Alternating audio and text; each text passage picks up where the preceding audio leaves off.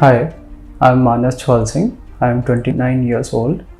So basically, my hair started falling back in 2013-14 around, and since last 2 years, I started watching videos about the people who have already done hair transplant surgery, and I came to know about this hair and shape clinic from YouTube itself. Then I started consulting, and finally this was day 2 of my operation. So my transplant, as you can see, is complete now. The entire process was very good. My experience was very good, and there was no pain as such. Only anesthesia देने के time पे just खाली जो pinch feel हुआ, and after that it was very easy going.